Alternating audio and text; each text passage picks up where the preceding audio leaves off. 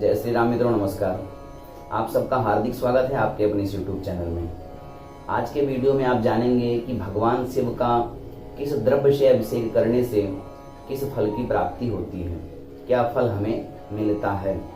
जैसा कि आप जानते हैं कि सामान्यतः जल से एवं दूध से हम अभिषेक करते हैं, लेकिन किसी विशेष कामना के लिए, किसी विशेष कार्य की सिद्धि के लिए अलग अलग पदार्थ बताया गया है।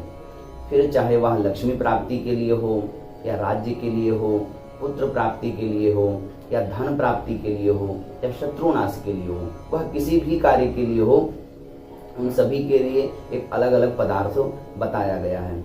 ऐसा शिव पुराण में उल्लेख आया है कि अलग अलग पदार्थों से किस कामनाओं के लिए किस पदार्थ से अभिषेक करें। ऐसे तो बताया गया है कि सिर्फ जल से ही अभिषेक करने से हमें सारे कार्य के फल की प्राप्ति हो जाती है, लेकिन यदि कोई अलग विशेष कामना है तो उसके लिए अलग पदार्थ बताया गया है। रुद्रपाठ की महिमा को बताते हुए शिव भगवान ने स्वयं इसका वर्णन किया है। शिव पुराण में जब सनकादि ऋषियों के प्रश्न करने पर स्वयं शिव जी ने रुद्राष्टाध्यायी के मंत्रों के द्वारा अभिषेक का महात्म्य बताते हुए कहते हैं कि मन, कर्म तथा वाणी से परम पवित्र, सभी प्रकार की आसक्तियों से रहित होकर के भगवान शूलपाणी की प्रसन्नता के लिए रुद्राभिषेक करना चाहिए। इससे वह भगवान शिव की कृपा से सभी कामनाओं को प्राप्त करता है और अंत में परम गति को प्राप्त होता है। रुद्राष्टाध्यायी द्वारा रुद्राभिषेक से मनुष्यों की सारी मनोकामनाएं पूर्ण होती हैं, कुल परंपरा को भी आनंद की प्राप्ति होती है। आया है, मनसा कर्मणा वाचा शुचिः संग विवर्जितः कुर्याद् रुद्राभिषेकञ्च प्रीतये शूलपाणिनः सर्वान् कामान् वाप्नोति लभते परमां गतिं नंदते च कुलं पुंसां श्रीमच्छंभु प्रसादतः। भगवान शिव के प्रसाद से सारे कार्य उसके सिद्ध हो जाते हैं।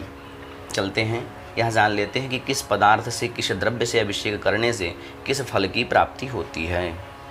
उससे पहले मैं आपसे निवेदन करना चाहूँगा कि यदि आप हमारे इस चैनल पर पहली बार आए हैं तो कृपया चैनल को सब्सक्राइब अवश्य कर दें। आपका प्यार यहाँ पे हमें YouTube पे मिलते रहना चाहिए। हमें आगे ऐसे ही अपने सनातन धर्म से जुड़ी सारी जानकारियाँ आप तक प्राप्त होती रहेंगी। तो आइए जान लेते हैं कि किस द्रव्य से क्या फल की प्राप्ति होती है। आइए मैं आपको एक पुराण से उद्धृत कुछ श्लोकों का प्रमाण देना चाहता हूँ। प्रमाण देने का तात्पर्य यह है कि लोगों का विश्वास और उसमें बढ़ जाता है कि यह चीज़ प्रमाणित है, यह चीज़ पुराण से ली गई है, ताकि यहाँ वहाँ की आप लोग ना जान करके जो भी पुराण से जो प्रमाणित है वह ही ज्ञान आपको प्राप्त हो।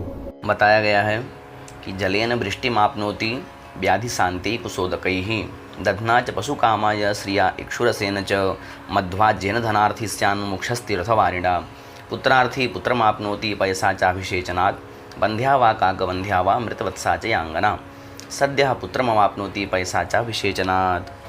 ऐसा वर्णन आया है कि जल से अभिषेक करने पर बारिश होती है। जब कभी भी सूखा काल आदि पड़ जाए तो जल से भी अभिषेक करने पर बरसात होने लगती है। यदि आप किसी भयंकर रोग से पीड़ित हैं तो रोग निवारण के लिए कुश के रस से अभिषेक करना चाहिए, इससे रोगों का शमन होता है। दही से अभिषेक करने से पशु वाहन की प्राप्ति होती है। गन्ने के रस से अभिषेक करने से लक्ष्मी की प्राप्ति होती है। फिर बताया गया है कि लक्ष्मी प्राप्ति के लिए मधु और घृत से भी अभिषेक करना चाहिए। मोक्ष की प्राप्ति के लिए तीर्थ के जल से अभिषेक करना चाहिए।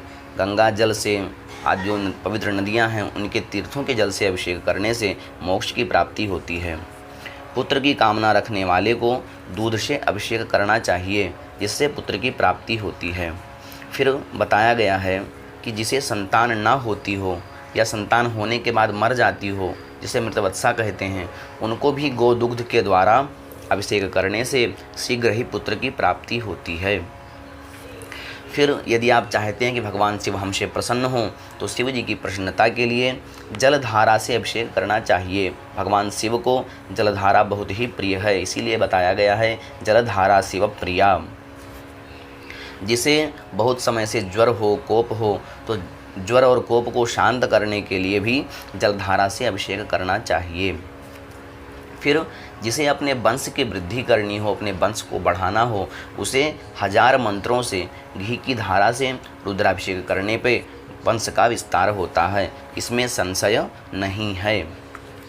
प्रमेह रोग के विनाश के लिए विशेष रूप से केवल दूध की धारा से अभिषेक करना चाहिए, इससे मन की कामना पूरी होती है। फिर पढ़ने लिखने में जिनके बच्चे कमज़ोर हों, बुद्धि विकास कम हो, उनको बुद्धि की जड़ता को दूर करने के लिए दूध में शक्कर मिला करके अभिषेक करना चाहिए।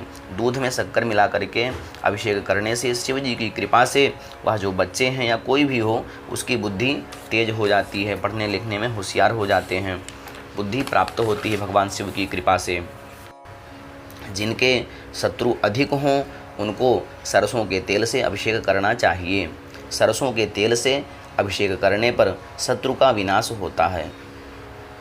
मधु से अभिषेक करने पर तपेदिक जो क्षय रोग है वह दूर हो जाता है। फिर जिसे लगता है कि हमें अपने पापों को कम करना चाहिए, अपने पापों के नाश के लिए मधु से अभिषेक करना चाहिए। आरोग्यता की इच्छा रखने वाले को घी से अभिषेक करना चाहिए। फिर दीर्घायु की इच्छा रखने वाले को गौ दुग्ध से अभिषेक करना चाहिए। लक्ष्मी कामना के लिए गन्ने के रस से अभिषेक करना चाहिए। ऐसे ही पुत्र की कामना के लिए चीनी मिश्रित जल से अभिषेक कर सकते हैं। ऐसे ही विविध पदार्थ भगवान शिव जी के लिए बताए गए हैं। जिनके विवाह में बाधा आ रही है, कार्य क्षेत्र में बाधा आ रही हो, वह चाहे रोग संबंधित हो या व्यापार संबंधित हो, ऐसे ही अलग अलग पदार्थ से करना चाहिए। जिस भी विशेष कामना के लिए भगवान का गोदुग्ध से अभिषेक करें तो सारी मन की मनोकामना पूर्ण होती है।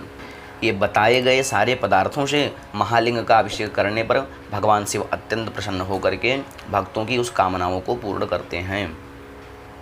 तो ये था कि भगवान शिव का किस पदार्थ से अभिषेक करने से किस फल की प्राप्ति होती है। आप यदि कुछ नहीं समझ पा रहे हैं, कुछ नहीं जान पा रहे हैं, तो आप कमेंट करिए, मैं आपको कमेंट में उसके विषय में अवश्य बताने की कोशिश करूँगा।